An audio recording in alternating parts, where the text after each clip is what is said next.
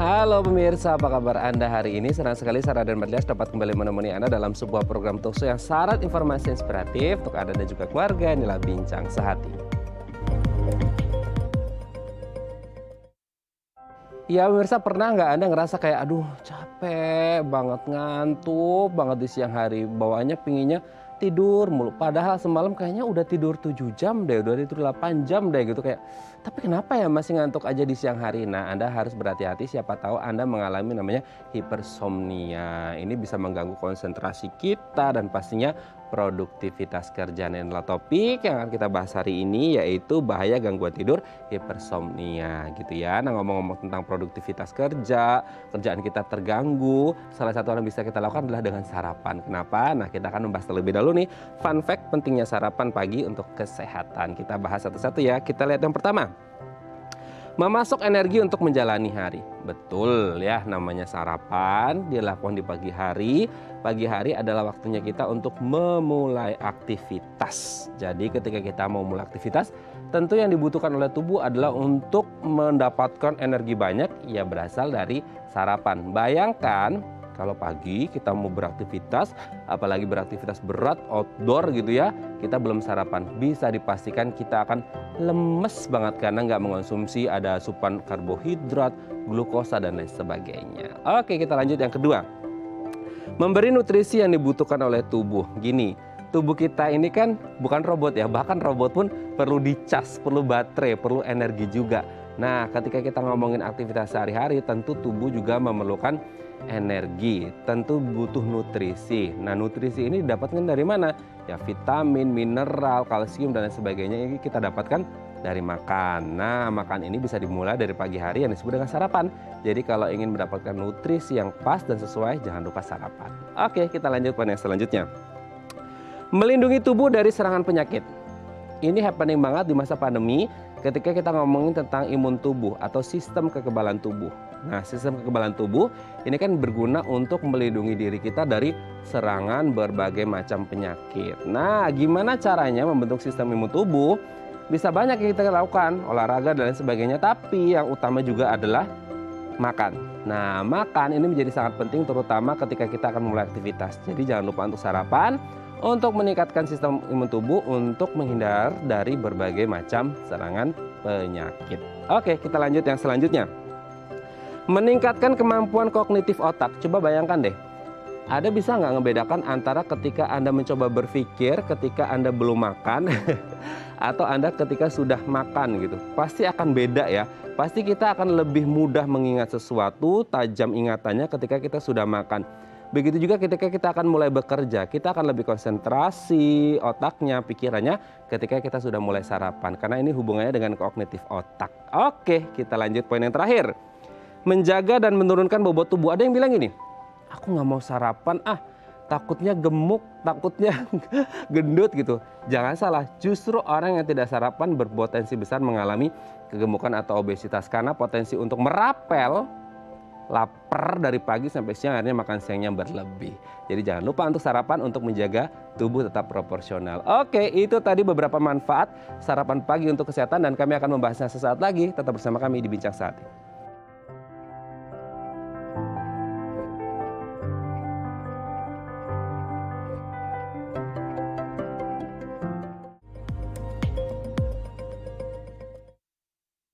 Baik, Anda masih bersama kami di Bincang Sehati. Tadi di segmen sebelumnya kita sudah membahas apa aja sih manfaat dari sarapan pagi untuk kesehatan. Bagi Anda yang tim skip breakfast, ada tuh ya biasanya skip breakfast gitu ya. Katanya untuk biar nggak gendut mas, biar nggak overweight gitu ya.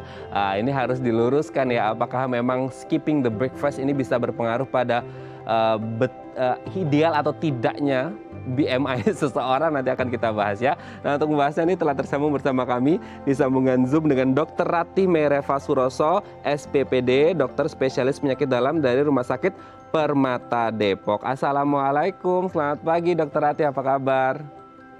Waalaikumsalam warahmatullahi wabarakatuh. Kabar baik, gimana semuanya? Kabar sehat-sehat? Alhamdulillah sehat terus, semoga kita sehat terus ya dok ya, amin gitu. Kita harus Amin, menyambut tahun baru amin. 2022 dengan kondisi sehat, Indonesia sehat, semua sehat, bumi sehat ya, terlepas dari pandemi. Amin. Oke, Dok, Betul, hari ini betul. kita akan membahas satu hal yang mungkin bisa menjadi resolusi untuk teman-teman di tahun 2022 adalah eh, bagaimana kita lebih paham tentang esensi dari breakfast atau sarapan pagi gitu ya. Kita harus meluruskan apa aja sih manfaat dari sarapan ini sendiri. Yang pertama adalah kalau kita sarapan ini bisa memasok energi ya. Kita tahu ya namanya aktivitas perlu energi. Nah, energi yang dimaksud dari sarapan ini yang seperti apa sih, Dok? Baik, jadi pagi hari biasanya banyak tuh ya yang skip karena mungkin kesibukannya masuknya terlalu pagi begitu. Mhm. Sebenarnya itu saat kita tidur malam, jadi tertidur malam itu diibaratkan kondisi tubuh kita tuh dalam keadaan puasa. Mhm. Jadi semua energi dan makanan yang terakhir kita makan itu semua diolah saat kita tidur. Itu juga untuk pertumbuhan misalnya untuk anak-anak atau untuk pembentukan sel darah merah atau untuk hormon-hormon saat kita tidur itu semuanya menggunakan makanan atau nutrisi yang terakhir kita makan. Jadi saat kita tidur malam sampai kita terbangun itu semua sudah habis istilahnya. Jadi saat kita bangun tuh posisi tubuh kita tuh dalam keadaan puasa. Jadi kita masih sangat membutuhkan nih yang namanya pasokan makanan baik nutrisi, kalori, protein, semuanya untuk melanjutkan aktivitas kita di pagi hari dari pagi sampai ke malam berikutnya lagi. Nah, jadi saat orang-orang yang terlalu pagi berangkatnya atau nanti saja deh makan paginya misalnya di kantor gitu, nggak tahu sampai kantor udah jam 10 atau jam setengah 11 karena macet ya. Nah, otomatis dia itu sudah menghabiskan cadangan energinya gitu. Jadi benar-benar sangat-sangat kosong tuh tubuhnya. Nah, itu yang bisa menyebabkan yaitu gangguan tadi seperti tiba-tiba lemas atau kalau misalnya diajak ngomong dia nggak connect gitu karena energi dan gula ya, karbohidrat dan semuanya itu ke organ-organ tubuh yang lainnya itu nggak tersalurkan gitu. Jadi kurang lah begitu. Jadi memang benar. Jadi sarapan pagi itu memang sangat-sangat penting ya karena untuk memasuk energi dan ke otak terutama ya dan ke organ-organ lainnya gitu. Oke, jadi kalau ingin berenergi, bersemangat menjalani hari, kerjanya maksimal, ya harus mendapatkan pasokan energi yang cukup dan itu bisa didapatkan dari sarapan. Jadi jangan lupa sarapan kalau kerjanya pingin ya. Oke, kita lanjut. Setelah energi adalah nutrisi. Nah, apakah ada kaitan antara energi dan nutrisi ini, Dok? Berarti kan kalau energi didapatkannya dari nutrisi-nutrisi yang tadi Dokter Rati juga sempat sebutkan ya. Nah, hubungannya dengan nutrisi ini seperti apa sih, Dok? Termasuk juga jadi sarapan pagi itu kan kalau bisa yang lengkap ya. Jadi Mhm. nggak hanya makan kalorinya saja gitu, karbohidratnya saja gitu. Juga termasuk nutrisi yang lain seperti misalnya proteinnya masuk ke dalam atau vitaminnya atau mineralnya begitu. Jadi ibaratnya tuh makan pagi tuh ya kalau bisa yang lengkap 4 sehat 5 sempurna seperti begitu. Jadi nggak hanya udahlah makan selembar roti aja gitu yang penting perutnya kenyang. Itu nggak gitu juga gitu. Jadi memang harus lengkap karena memang untuk memulai hari kita memerlukan paket komplit begitu loh. Jadi kalau misalnya hanya kita makan kalorinya saja ya otomatis ya tubuh yang lain kekurangan vitamin, kurangan mineral, kurangan nutrisi yang lain begitu. Akhirnya jadi bisa mengakibatkan gangguan imun tubuh, jadi sistemnya jadi berubah semua begitu. Malah nanti bisa menyebabkan gangguan masuk penyakit yang lain begitu Hmm. karena kekurangan energi dan kekurangan nutrisi-nutrisi yang lain. Oke. Jadi kalau ingin tetap sehat, bersemangat, berenergi, ya harus dipenuhi pasokan atau asupan nutrisinya. Dan kalau bisa harus yang paketnya lengkap, paket komplit seperti tadi disebutkan oleh Dokter Atia. Tidak hanya yang aku mau yang manis-manis aja, hati-hati dengan diabetes. Aku mau yang asin-asin aja, hati-hati dengan hipertensi. Nah, pokoknya harus sesuai lah ya, semuanya balance gitu ya. Ada Betul. balance diet menunya gitu ya. Jadi jangan hanya yang manis doang, asin doang, atau yang lainnya. Harus tetap seimbang. Oke, Dok, kita lanjut yang ketiga adalah dengan sarapan katanya ini bisa melindungi tubuh dari serangan penyakit. Nah, hubungan dengan sarapan dengan terhindar dari serangan penyakit ini gimana nih, Dok? Nah, seperti yang saya bilang tadi ya, dengan makan makanan yang sempurna, komplit tadi, 4 sehat, 5 sempurna, otomatis kan tubuh juga menyerap semuanya tuh, baik dari kalorinya, dari proteinnya, dari mineralnya, vitamin.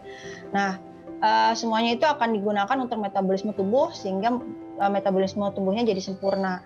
Jika kekurangan salah satu komponen tadi, otomatis organ tubuh atau metabolisme tubuhnya jadi tidak sempurna. Ditambah lagi dengan kegiatan atau aktivitas yang berlebihan, misalnya di kantor stres yang sangat tinggi, atau saat misalnya kerjanya di lapangan itu menggunakan aktivitas fisik yang berlebihan seperti begitu.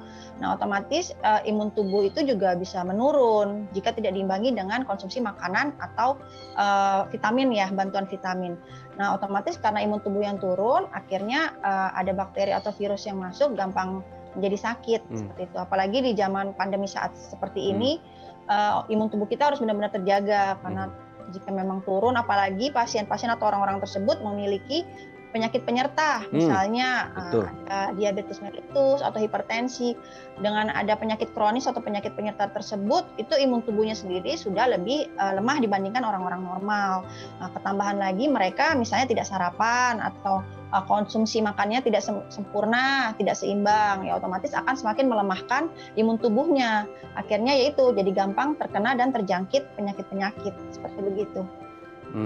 Oke ya, jadi harus sarapan untuk meningkatkan sistem imun tubuh, sistem kekebalan tubuh supaya kita tidak mudah terserang penyakit apalagi di masa pandeminya. Yuk sama-sama kita sarapan dan sarapan sehat. Oke, kita lanjut yang selanjutnya nih. Katanya dengan sarapan ini bisa meningkatkan kemampuan kognitif otak nih, Dokter Ati, gimana nih? Nah, ini benar sekali ya. Jadi otak itu kan sangat butuh gula ya. Jadi untuk dia berfungsi dengan sempurna. Nah, saat-saat orang ini tidak sarapan dengan baik, dengan benar, otomatis energi atau gula yang ke otak itu jadi turun. Nah, akhirnya ya otaknya ya jadi tidak berfungsi dengan sempurna, istilahnya jadi kayak kurang connect lah gitu. Jadi saat misalnya kadang kan ini kurang gula nih orangnya nih gitu, kalau diajak ngomong kok nggak nyambung. Nah, itu seperti itu. Jadi karena konsumsi gulanya kurang atau energi atau kalori yang dia makan itu kurang, terutama kalau misalnya dia nggak sarapan, otomatis yang ke otak juga menurun. Akhirnya ya gampang nggak nyambung kalau diajak ngomong orangnya. Gitu. Terlepas dari dia ada penyakit lain ya, misalnya memang ada penyakit bawaan yang lain begitu. Nah, ini kan karena dia kurang makan, kurang sarapan, jadi akhirnya kurang energi atau konsumsi gulanya ke otak. Gitu. Oke, jadi kalau ingin konsentrasi, kemampuan otaknya meningkat, sarapan. Nah, jadi nanti kerjanya juga bisa maksimal gitu ya, Dok ya. Oke, Dok, ini yang terakhir. Ya, yang juga ini lumayan penting juga nih, Dok. harus benar-benar diperhatikan banget ya, karena banyak orang berpikiran gini, Dok. Aku nggak sarapan karena takut gemuk. Aku nggak sarapan karena takut nanti bisa obesitas gitu. Nah, sebenarnya hubungan antara sarapan dan tidak sarapan dengan obesitas ini yang benar yang mana? Apakah justru dengan sarapan ini bisa mengontrol berat badan supaya tetap ideal atau gimana sih, Dok? Oke, jadi sebenarnya dengan sarapan sendiri itu bisa mengontrol tubuh kita ya. Jangan mau makan yang aneh-aneh. Misalnya seseorang yang nggak sarapan pagi, otomatis dia kan akan kelaparan ya. Nah, rasa laparnya itu akan memuncak saat sudah mulai siang. Akhirnya dia saat siang hari dia makannya double, jadi satu piring penuh dengan porsi yang berlebih. Nah, itu bisa menyebabkan obesitas tuh. Atau misalnya dia tidak bisa menahan rasa laparnya, jadi di sekitar jam 10 atau jam 11 itu dia sudah sangat lapar. Akhirnya karena belum masuk jam makan siang, dia akan ngemil. Nah, yaudah ngemil keripik aja deh gitu, misalnya ngemil snack keripik, satu bungkus nggak taunya habis. Nah, sedangkan satu bungkus itu sendiri kadar gulanya tinggi, kadar kalorinya tinggi sekali. Ya udah otomatis dia bisa terjadi obesitas begitu. Apalagi ketambahan kalau misalnya dia makan keripik misalnya di jam 10 jam 11. Terus karena masih lapar, akhirnya dia makan siangnya double juga. Ya udah kayak double. Nah, itu ya akhirnya jadi meningkatkan obesitas atau penyakit-penyakit yang lain, misalnya diabetes, seperti itu hipertensi. Nah, sebaiknya memang harus makan pagi, karena dengan makan pagi itu sendiri itu akan menunda lapar. Jadi pas makan siang dia baru lapar begitu. Jadi di antara sela-selanya itu dia bisa tidak begitu lapar. Jadi nggak ada istilah mau ngemil Nah, itu bawaan mau ngemil itu kan karena bawaan perut isinya lapar gitu loh, karena kosong. Jadi akhirnya dia ngemil di jam 10-an. Oke, kalau dari sisi kesehatan untuk tubuhnya, maksudnya organ dalamnya ketika tidak sarapan pagi gitu ya, karena takut gemuk, terus akhirnya dirapel nih gitu. Pas siang makannya banyak, ini sebenarnya organ dalam tubuh kita ini ada kaget-kagetnya gitu nggak sih, Dok? dan dampaknya apa gitu? Ya otomatis kalau misalnya dirapel, otomatis kerjanya juga akan semakin berat ya, maksudnya karena banyak makanan yang dimakan gitu. Jadi misalnya tambah 2 porsi begitu. Nah, otomatis kerja perut, kerja pembuluh darah, kerja organ dalam yang lain juga akan semakin berat. Makanya kadang kan ada pasien atau orang yang habis makan siang, makannya terutama banyak sekali, akhirnya dia sepanjang hari itu bawaannya ngantuk malah. Nah, seperti itu. Jadi karena organ tubuhnya itu berusaha mencerna dan memetabolisme makanan yang banyak tadi, akhirnya aktivitas ke depannya atau sampai sorenya itu juga malah akhirnya terganggu begitu. Oke ya, jadi Karena bawaannya jadi ngantuk. bawahnya jadi ngantuk malah nggak bisa kerja ya karena kekenyangan tadi, karena rapel dari sarapan pagi diubah jadi 2 porsi dimakan siang. Halo? Jadi penting sekali untuk tetap bersarapan pagi untuk menjaga kesehatan kita. Terima kasih Dr. Ratih Meireva Suroso SPPD, dokter spesialis penyakit dalam dari Rumah Sakit Permata Depok, sudah berbagi informasi terkait sarapan. Jadi penting ya pemirsa untuk sarapan. Terima kasih Dok, selamat pagi. Assalamualaikum. Baik pemirsa, selanjutnya kita akan membahas tema kita hari ini. Bagi Anda yang memiliki pertanyaan seputar tema kita hari ini, Anda bisa menghubungi kami di nomor 021 290 3244 atau DM Instagram kami di @bincang1.tv. Kami akan segera kembali.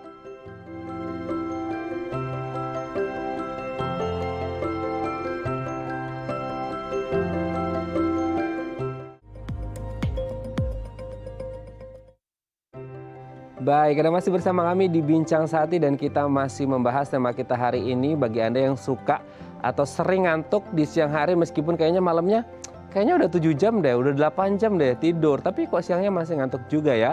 Nah, Anda harus berhati-hati, siapa tahu Anda mengalami namanya hipersomnia.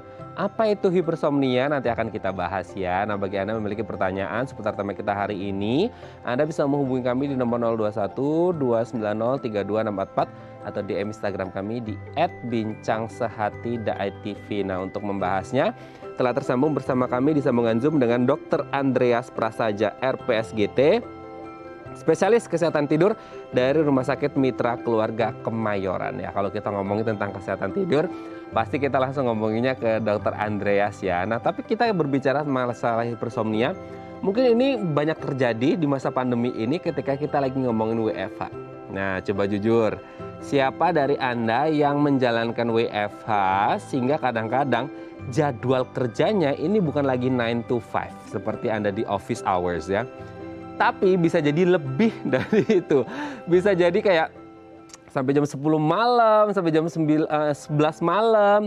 Dan lebih buruknya lagi adalah kita bekerjanya, melakukan aktivitas kerjanya, laptopannya, Zoom meetingnya, video conference-nya, dan lain sebagainya itu di tempat tidur. Dan kadang-kadang kita jadi agak nggak bisa ngebedain ya, mana tempat beraktivitas, mana tempat makan, mana tempat leyeh-leyeh, mana tempat kerja. Nah, ini menjadi sangat penting. Kenapa menjadi sangat penting? Karena ini ada kaitannya dengan kondisi psikologi seseorang. Ketika kondisi psikologi seseorang ini terganggu, otomatis ini akan berpengaruh ya pada kesehatan tidurnya. Nah, apa hubungannya dengan kesehatan tidur dan produktivitas? Pastilah gitu ya. Ketika kita ngerasa kayak perasaan semalam udah tidur 7 jam, 8 jam, bahkan mungkin 9 jam. Kok siangnya masih ngantuk juga ya gitu. Kok siangnya masih aduh bentar-bentar bentar-bentar ngantuk, bentar-bentar ngantuk gitu ya. Apa karena lapar? Nah, setelah lapar mungkin makan gitu. Makan tambah ngantuk lagi gitu ya. Nah, ini juga harus diwaspadai ya, karena hipersomnia ini menjadi satu hal yang harus diwaspadai. Jangan sampai akhirnya ini mengganggu ya konsentrasi kita, kualitas hidup kita, produktivitas kita gitu ya, yang menjadi sangat berbahaya sekali. Apalagi kalau di masa pandemi di mana kita berpikir kayak aduh, deadline-nya banyak banget nih gitu ya. Sehingga akhirnya kita kepikiran kayak kalau nggak nyelesainya sekarang, besok takutnya nggak kekejar gitu. Akhirnya kita terus-terusan gitu ya mengerjakan, sehingga akhirnya mengganggu jam tidur dan akhirnya ini bisa mengganggu kerjaan kita besok hari di kantor. Oke, kita akan mencoba menghubungi Dr. Andreas nanti di segmen selanjutnya. Bagi Anda yang memiliki pertanyaan seputar tema kita hari ini, Anda bisa menghubungi kami di nomor 021 290 32644 atau DM Instagram kami di @bincangsati.tv. Kami akan segera kembali.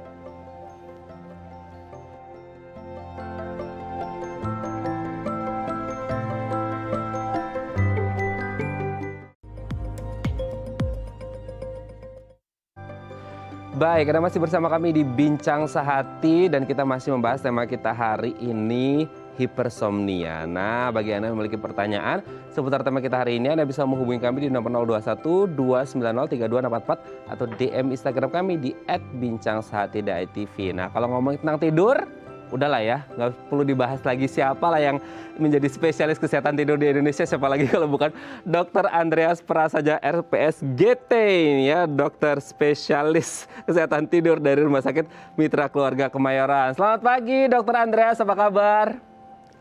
Selamat pagi, gimana kabarnya? Baik dok, kalau ngobrol sama dokter Andreas mataku tuh harus aku buka gede-gede gitu, kayak biar matanya fresh, tidurnya berkualitas gitu. Kalau enggak kan nanti dilihat sama dokter Andreas, aduh ini hostnya kurang tidur nih, apalagi mau bahas hipersomnia nih. Dok, ini hipersomnia mungkin banyak yang nggak ngerti bahwa mereka mengalami hipersomnia. Mungkin mereka pikirnya, ngantuk di siang hari mungkin karena habis lunch. Ngantuk di siang hari karena mungkin pas lagi capek aja. Nah sebenarnya hipersomnia ini kondisi yang seperti apa sih dok? Jadi hipersomnia itu adalah salah satu gejala dari penyakit tidur, ya gejala. Sama seperti demam itu kan baru gejala, penyakitnya bisa banyak, misalkan ada demam tifoid, demam berdarah, COVID atau cuma flu biasa, ya. Nah hypersomnia juga sama. Hypersomnia artinya adalah kantuk yang berlebihan. Jadi seseorang itu tidurnya udah cukup nih, sudah 7 jam, sudah 9 jam bahkan, tapi bangun pagi hari kenapa kok kurang segar, kemudian di siang hari cenderung mengantuk. Nah kalau yang ringan-ringan, tahap yang ringan-ringan itu masih ngantuknya itu ya ringan, jadi konsentrasinya terganggu, ya kan, kemudian ada sakit kepala lah, atau ya keluhan ringan lah yang orang tidak anggap sebagai mengantuk. Nah begitu sudah mulai lebih berat, dia nguap-nguap, apalagi dalam pekerjaan sudah sangat mengganggu. Ada nih pasien yang lagi meeting gitu, waduh nggak tahan nguap, menahan ngantuk. Jadi energinya habis untuk nahan ngantuk. Ternyata energi itu nggak hanya habis untuk nahan rindu, tapi nahan ngantuk juga ya dok. Nah, yang kasihan tengah rapat, lagi pimpin sidang, ketiduran. Nah, itu yang repot ya. Nah, kalau di pekerjaan mungkin yang berbahaya adalah kalau pekerjaan-pekerjaan yang harus mengoperasikan alat berat, berkendara jarak jauh, mengawasi lalu lintas udara misalkan, ini kan akan berbahaya sekali. Oke, jadi memang sangat mengerikan ya kalau akhirnya tiba-tiba gitu ya, pelor ya, nempel molor. Aduh, itu bahaya banget ya. Nah, gimana dok? Ya sayangnya kalau di kita itu masih banyak orang yang beranggapan kalau ngantuk itu males. Yes. Ya. Padahal tidur, ngantuk itu memang kan ada porsinya. Kalau makan itu lapar, ya kalau ngantuk itu ya tidur. Selama masih mengantuk berarti masih ada yang kurang, mungkin durasi, mungkin kualitasnya. Nah, hypersomnia itu konteksnya adalah durasinya udah cukup tapi kualitasnya nggak dapat nih.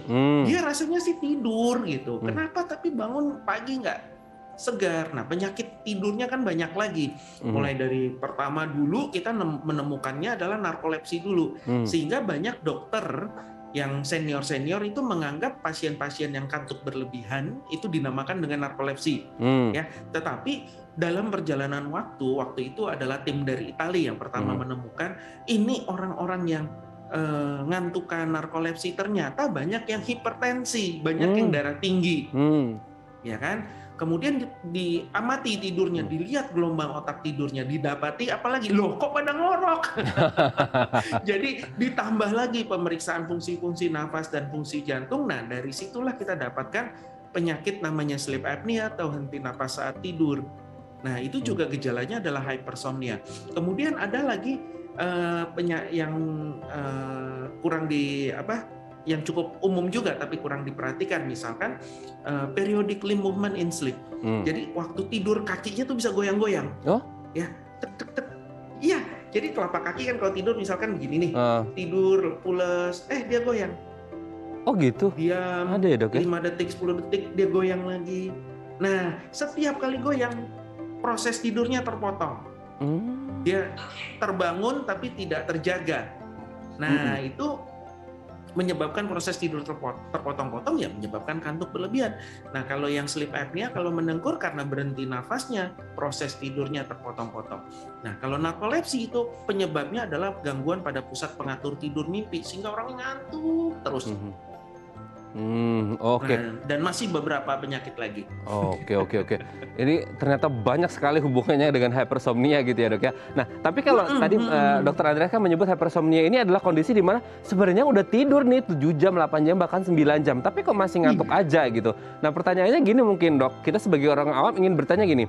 Jadi sebenarnya mana yang lebih penting, kuantitas durasi tidur atau kualitas? Masalahnya ketika ada standar tidur 7-9 jam dan orang ini masih hypersomnia, apanya yang salah, Dok? Gitu kan pasti orang berpikirnya gitu. Apa harus ditambahin lagi? Maksudnya gini, apakah ada standar ideal bahwa semua orang itu harus tidurnya jam segini atau sebenarnya berbeda-beda setiap orang gitu, Dok? Akan berbeda-beda. Ya memang standarnya sih ada. Misalkan orang dewasa tuh rata-rata kan sekitar jam 9, jam 10 itu ideal untuk mulai tidur. Sedangkan akan sulit kalau usia dewasa muda, remaja disuruh tidur jam segitu. Wah, sayang kalau saya. Itu saat yang tepat untuk berkarya kalau dewasa muda. Karena otaknya sedang penuh dengan vitalitas. Betul. Nah, mendekati tengah malam jam 11 lewat tuh baru ideal untuk tidur untuk mereka.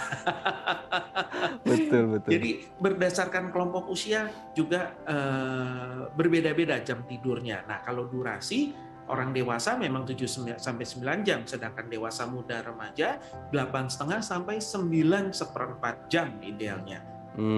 Oke. Nah, apakah yang penting durasi atau kualitas tidur? Ya dua-duanya penting. Kalau durasinya tuh cukup, kualitasnya nggak dapat, ya tetap pagi ngantuk, siang ngantuk terus. Ya, kalau ya sebaliknya juga sama. Walaupun kualitasnya udah cukup, tapi kalau durasinya nggak cukup, ya tetap masih mengantuk. Ya, kesalahpahaman ini sebenarnya dari mana? Dari proses tidur kita, ya. Satu siklus tidur ringan, sedang, dalam, mimpi, ya. Itu kan ada tahapan-tahapan tidur. Satu siklus akan lengkap di malam hari itu setelah 2 jam. Kalau di siang hari 20 menit udah komplit. Sehingga kalau kita tidur siang hanya setengah jam, apalagi sampai 1 jam, rasanya lebih berkualitas, lebih segar. Nah, disitulah orang ada salah pengertian bahwa tidur yang penting kualitasnya. Oke, jadi harus balance ya, Dok ya, antara kuantitas dan kualitas. Oke, tadi kan Dokter Andreas juga menyebut bahwa hypersomnia ini sebenarnya bukan penyakit tapi gejalanya gitu ya, Dok ya, gejalanya. Nah, sebenarnya berarti kalau ngomongin ini adalah gejala, ini sesuatu kondisi yang berbahaya atau seperti apa, Dok? Yang akhirnya bisa, kalau hypersomnia pasti nanti ujung-ujungnya akan ke sini gitu. Nah, kalau hypersomnia, satu ya memang kita harus periksakan. Kita harus lihat terlebih dahulu kemungkinannya apa. Apakah berbahaya atau tidak? Jadi berbahaya jika berkendara. Karena berkendara pada saat mengantuk akan lebih berbahaya dibanding mabuk. Kita semua udah tahu, udah banyak contohnya belakangan ini ya. Nah, mengoperasikan alat berat dan lain sebagainya. Nah, tergantung penyakitnya. Kalau penyakitnya misalkan mendengkur, sleep apnea, itu akan berbahaya untuk kesehatan jantung dan pembuluh darah, hipertensi. Sleep apnea itu akan menyebabkan hipertensi, resiko stroke meningkat, diabetes, gangguan metabolisme, kematian, gangguan ereksi kalau pada pria. Nah, itu. Jadi kalau kantuk berlebihan ya kita harus lihat dulu, jadi berbahaya atau tidak ya. Mungkin bisa jadi sebuah tanda yang berbahaya. Apalagi kalau sudah disertai dengan ya kalau pasien yang sudah ke dokter biasanya udah berat-berat sih ya. Jadi datang ke saya itu biasanya udah ada darah tinggi lah, sudah pasang ring lah, apa dan lain sebagainya. Datang ke saya sih dengan keluhan yang sederhana, aduh ngantukan, produktivitasnya terganggu gitu kan.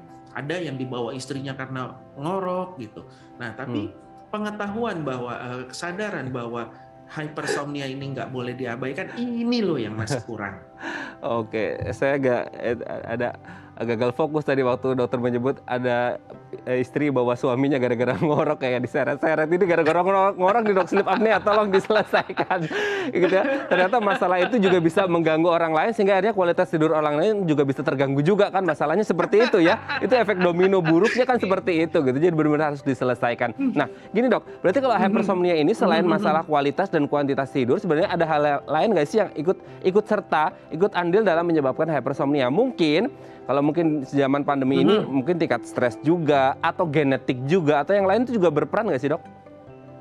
Kalau tingkat stres hubungannya dengan masalah psikologis, bukan hypersomnia, bukan mengantuk. Jadi gini, ada orang-orang yang mau lari dari kenyataan gitu ya. Jadi maunya tidur aja, tapi kalau orang tidurnya udah cukup ya bagaimana bisa tidur lagi gitu kan. Jadi minta obat tidur untuk lari dari kenyataan. Itu ada yang seperti itu ya. Ya biasanya yang seperti ini saya akan rujuk ke sejawat di kesehatan jiwa. Nah, kemudian ada lagi yang bukannya kantuk berlebihan yang berhubungan dengan genetik, itu misalkan dengan penyakit-penyakit seperti narkolepsi, Klein-Levin syndrome tuh apa ya namanya yang kemarin cukup populer, sindroma putri tidur ya, itu kemungkinan kita masih belum tahu, tapi dikaitkan dengan gangguan masalah genetik juga. Nah, kalau yang jelas-jelas seperti narkolepsi itu sih udah jelas banyak sekali dalam keluarga, tapi tidak jarang yang pertama nih dalam keluarga dia ngantukan gitu. Nah, anaknya juga nanti begitu remaja mulai muncul ngantukan. Nah, seperti itu. Oke. Nah, berarti kan ini satu masalah yang sangat-sangat krusial sekali ya kalau kita ngomongin tentang hypersomnia yang bisa berujung pada hal-hal yang ya tidak menjadi harapan kita dan doa kita bersama gitu. Nah, sebenarnya ketika udah mulai ngerasain kayak kok sering suka ngantuk siang hari seperti tadi disebutkan oleh Dokter Andreas, langkah pertama apa sih dok yang harus dilakukan? Maksudnya sebelum akhirnya kayak udah, karena tadi dokter menyebut kalau udah ke dokter pasti udah parah banget tuh gitu. Nah maksudnya sebelum parah banget gitu ya, sebelum parah meskipun sebenarnya kangen pengen ketemu Dokter Andreas di kliniknya, tapi kan maksudnya sebelum ke sana ada nggak sih penanganan yang bisa dilakukan sendiri di rumah untuk ini nih kayak udah ada alarm nanda bahwa ini menuju ke hypersomnia nih gitu dok. Apa yang harus dilakukan? Tambah jam tidur dulu. Oke. Sederhana. Jadi terkadang keluhan hypersomnia, kantuk berlebihan gitu ya, kayaknya udah nggak wajar, tapi itu kan subjektif gitu ya. Ya, objektifnya pertama ya buat jadwal tidur teratur terlebih dahulu. Zaman sekarang kan banyak, ada smartwatch lah, ada aplikasi-aplikasi di smartphone yang bisa merekam kebiasaan tidur kita, jadwal tidur kita. Dari situ aja dulu kita catat, kemudian kita lihat cukup nggak sih. Jangan cuma rasanya sih tiap malam udah 8 jam. Nah, kayaknya mesti terukur. Mesti terukur. Kalau tidak ada aplikasi, tidak ada apa-apa juga sederhana, tinggal kita catat. Ya nggak? Bangun pagi diingat, tadi malam saya tidur jam berapa, pagi ini jam berapa, catat. Besok. Nah, nanti setelah 2 minggu bisa kita lihat, dirata-ratakan jumlah tidurnya, durasi tidurnya cukup nggak antara 7-9 jam. Gitu. Kalau ternyata sudah cukup dan masih mengantuk, dan apalagi kalau kantuknya hebat gitu sampai sulit dikendalikan di siang hari, nah itu sudah saatnya ke dokter. Oke. Berarti ada biasanya dok yang udah datang ke Dokter Andreas ini udah yang di kondisi seperti apa? Maksudnya benar-benar udah mengganggu kualitas hidup, produktivitas kerja dan lain sebagainya, atau gimana sih dok? Iya. Sering kali didapati itu ya sudah mengganggu produktivitas. Jadi ya konsentrasi udah benar-benar sulit gitu kan, mudah lupa segala sesuatu yang biasanya bekerja nggak usah terlalu dicatat detail, sekarang kok harus dicatat detail, kalau nggak lupa, seperti itu. Ya, dari mulai yang seperti itu sampai yang ya di tengah-tengah meeting, kalau sekarang kan kebanyakan meeting gitu kan Zoom gitu ya, nggak berhadapan langsung gitu. Wah, ketiduran kan malu juga kelihatan. Apalagi kalau ngorok dok dan audionya dibuka. Seru tuh. Iya seru, ada paduan suara ya. Oke. Nah, Mhm. itu berarti di kondisi yang memang benar-benar harus sudah ketemu sama dokter gitu ya. Nah, sebenarnya ketika sudah ketemu Mhm. sama dokter gitu ya, pemeriksaan Mhm. seperti apa sih dok? Atau dia cukup menceritakan bahwa oh kejadiannya seperti ini dok, kondisinya seperti ini, atau sebenarnya nanti misal ketemu sama dokter Andreas terus kemudian oh harus diperiksa gini Pak, gini-gini segala macam gitu. Itu Ah. pemeriksaannya gimana sih dok? Nah, langkah pertama ya tentu konsultasi terlebih dahulu, Oke. wawancara terlebih dahulu, Hmm. ya supaya saya tahu ini arahnya kemana Hmm. nih nanti Oke. nih, gitu Oke. kan. Nah, kemudian setelah itu kalau memang saya biasanya ya minta catatan tidur yang tadi jadwal tidurnya dicatat, kemudian Hmm. kalau sudah yakin arahnya ke penyakit tidur tertentu ya kita periksakan tidurnya. Nah, pemeriksaan tidur itu kan di laboratorium tidur yang semalam ditempel-tempel sensor-sensor terus tidur gitu kan, atau di pagi hari kita lanjutkan dengan multiple sleep latency test namanya. Jadi dari malam sampai pagi, terus pagi kita lanjutkan lagi sampai sore. Ada lagi tuh pemeriksaannya. Oke. Biasanya untuk yang narkolepsi, sindroma tidur. Nah, kalau misalkan pekerjaannya pilot, yang biasanya sih pilot ya, itu kita periksakan namanya maintenance of wakefulness test. Jadi sepanjang hari ini dari pagi sampai sore cuma disuruh duduk, nggak boleh pegang handphone, duduk kita rekam gelombang otak dan lain sebagainya, dan nggak boleh tidur. Oke. Oke. Jadi seberapa kuat dia bisa tetap bertahan terjaga. Nah, maintenance of wakefulness test, ada lagi tesnya. Banyak ya dok ya? Banyak. Banyak sekali ya. Nah seru tuh. Biar seru. Kadang ada yang merasa nggak tidur, saya nggak tidur, tapi kita bisa lihat gitu mata terbuka, dia kayak orang bengong biasa gitu ya. Huh? Tapi gelombang otak itu masuk tidur. Oh gitu, meskipun matanya terbuka. Oke. Dengan bantuan alat tadi ya. Wah ini bahaya juga kalau lagi ngendarain pesawat ya. Ya. Jangan-jangan di depan ada cumulonimbus ditabrak aja, padahal harus menghindar gitu ya dok ya. Oke, ini banyak sekali pemeriksaannya. Sebelum kita periksa-periksa yang lain dok, ini ada DM Instagram dok dari pemirsa dari Ibu Vika ini ya. Dok, semenjak berat badan saya naik hampir 5 kg, ini saya sering mengantuk, nggak tertahan di siang hari. Padahal semalam saya tidurnya sudah 8 jam. Saya sudah mencoba diet tapi masih sulit turun dok. Bagaimana solusinya? Oh ini hubungannya dengan naik berat badan dengan rasa ngantuk di siang hari. Padahal tidurnya udah 8 jam. Gimana nih dok? Kebalik. Kalau di saya, ngantuk yang bikin berat badan naik atau sulit untuk menurunkan berat badan.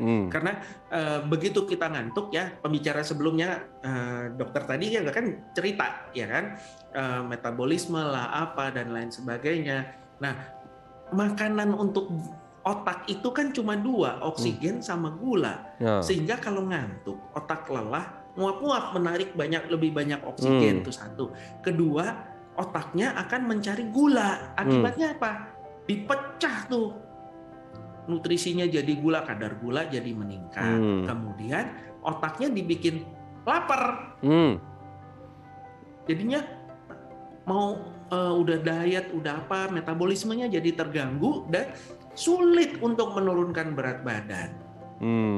Ya, nah kalau saran saya ya begini. Nomor 1 kan ada ngantuk nih. Dari kantuknya dulu yang diatasi. Ya, semalam tidur udah 8 jam. Nanti dulu, semalam 8 jam. Malam-malam kemarinnya gimana? Cuma 5-6 jam ya. Kan ada mekanisme utang tidur. Jadi paling tidak 2 minggu kita tidurnya cukup. Itu dulu. Ya, kalau ternyata masih kan mengantuk berlebih, nah baru dikonsultasikan. Oke, dicoba dulu 2 minggu pola tidurnya teratur minimal 8 jam. Lihat hasilnya. Jangan cuma gara-gara semalam cuma 8 jam gitu ya dok. Karena banyak sekali pasien-pasien hypersomnia itu kan memang gemuk ya, tapi bukan karena gemuk jadi hypersomnia, bukan. Tapi karena hypersomnia pasien tersebut jadi sulit menurunkan berat badan. Nah setelah hypersomnianya diatasi, ya baru bisa efektif menurunkan berat badan. Ya, contoh paling sederhana kan kita lihat tukang nasi goreng kan jualannya malam. Ya juga ya. Itu tadi Otak yang ngantuk itu akan mencari zat-zat yang asin, manis, gurih. Ya, ini yang bikin penelitian itu kok fast food. Oke. Makanya mereka buka 24 jam. Untuk memenuhi hasrat kita ya dok. Ya, manusia modern kurang tidur semua, tidurnya larut semua. Waduh, ini udah masuk ranah S3 marketing ini ya. Oke, semoga ini bisa menjawab pertanyaan dari Bu Vika tadi dan tetap sehat selalu ya dan jaga kualitas tidurnya. Terima kasih sudah menghubungi kami. Oke, Dokter Andreas, nanti di segmen terakhir kita akan membahas, tadi kan sudah dijelaskan hypersomnia ini apa yang harus dilakukan sampai akhirnya ketemu sama dokter, pemeriksaan dan lain sebagainya. Yang pemeriksaan tadi ada beberapa macam gitu ya dok ya. Nanti di segmen terakhir mungkin kita akan membahas bagaimana sih caranya. Ya mungkin kalau ngantuk kan tadi dokter menyebut ya kalau lapar makan, kalau ngantuk ya tidur. Tapi kan mungkin kita harus membatasi bagaimana kemudian supaya produktivitas kita kerja di siang hari ini tetap maksimal dengan meminimalkan supaya kita tidak terlalu ngantuk di siang hari. Caranya gimana nanti akan kita bahas di segmen terakhir. Baik pemirsa, bagi Anda yang memiliki pertanyaan seputar tema kita hari ini, Anda bisa menghubungi kami di nomor 021 290 3244 atau DM Instagram kami di @bincangsaatidayatv. Kami akan segera kembali.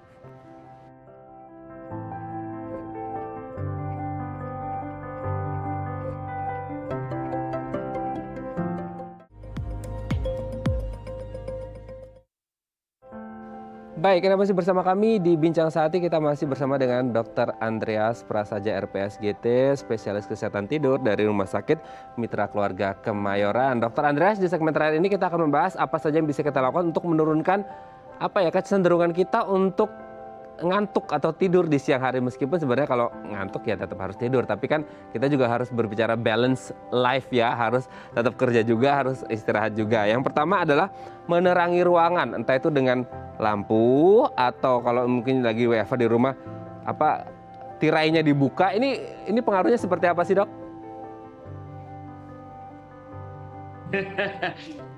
Circadian rhythm itu pengaruhnya. Jadi irama sirkadian kita, irama tubuh kita ya.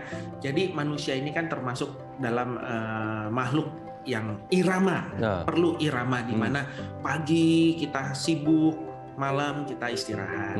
Nah, irama ini peka sekali terhadap cahaya. Ya, jadi irama segala macam jam lapar, jam mengantuk, penuh vitalitas ini juga sangat dipengaruhi oleh cahaya. Ya, banyak sekali penelitiannya pada tanaman lah, pada binatang. Nah, kalau pada manusia ya sama saja.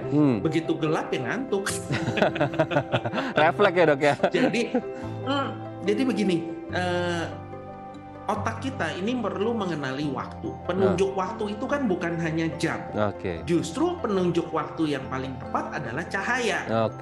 Ya, jadi kalau zaman dulu manusia itu aktif sekali di siang hari, kemudian sore udah mulai gelap, udah nggak aktif. Sekitar jam 6:30, jam 7 malam sudah tidur, di tengah malam bangun, baru saper, makan, masak, aktivitas 1-2 jam, baru tidur lagi sampai pagi hari. Jadi teratur gitu jam tidurnya. Nah, sejak ada penemuan bola lampu, nah berantakan nih. Jadi gangguan tidur dimulai sejak penemuan bola lampu. Ya dong, karena begitu ada penemuan bola lampu yang tadinya jam kerja jam 3 selesai, ini mundur jadi jam 5. Kemudian mulai revolusi industri, mulai jam kerjanya mundur lagi. Ini pabrik masih bisa produksi nih karena mulai ada lampu kan. Ya lanjut, mulai ada shift sampai jam 9 malam, akhirnya sampai 24 jam. Ya kan? Sekarang warteg aja semua 24 jam gitu. Nah, mulailah gangguan tidur. Nah, peka sekali terhadap cahaya. Jadi kalau mau produktif, bekerjalah di suasana yang sangat-sangat terang. Jendela dibuka, sinar matahari masuk, pencahayaannya cukup. Nah, sebaliknya kalau pada saat tidur ya jangan terang, jangan terang benerang. Ya adalah lampu kecil satu gitu kan, supaya kalau tengah malam mau ke belakang nggak nabrak-nabrak. Jadi jangan sampai kebolak-balik ya dok ya. Ya, termasuk juga kalau mau produktif dalam pengaturan shift kerja. Ya, kalau yang shiftnya malam sampai pagi supaya tetap terjaga produktif, terjaga konsentrasinya, nah dibuat tuh ruangannya terang benderang. Oke. Ada Terkadang ilmunya lagi. ya ada ilmunya lagi. Nanti kita bahas lagi dok, itu ilmu keterangan lampu itu dengan kondisi kesehatan tidur kita ini seperti apa ya. Kadang-kadang juga aku sempat berpikir gimana orang-orang yang shift kerja malam ya, malam sampai pagi subuh gitu bisa tetap bertahan, matanya melek seperti itu ya. Oke, setelah terangi ruangan, yang kedua adalah jangan terus-menerus melihat layar perangkat elektronik. Ini hubungannya dengan mata yang capek dan mudah tertidur, ngantuk atau gimana nih dok? Hubungannya adalah dengan blue light atau cahaya biru.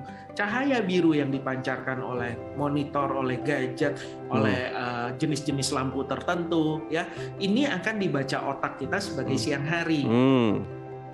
Nah, makanya di kota-kota besar sekarang nih yang lagi ramai dibicarakan itu bukan saja polusi udara, polusi air, tapi juga polusi cahaya.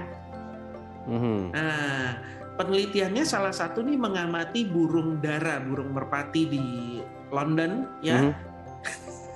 Itu pada tingkat kecelakaannya meningkat. Waduh. Karena apa? Polusi cahaya. Oh iya. Burung-burung ini tidak mengenali lagi siang dan malam, sehingga kan jadwal tidurnya juga dan jadwal aktifnya terganggu ya, sehingga pada saat terbang ngantuk nabrak. Jadi harus berhati-hati. Oke, untuk berbicara manusia pun sama. Oke. Seperti itu.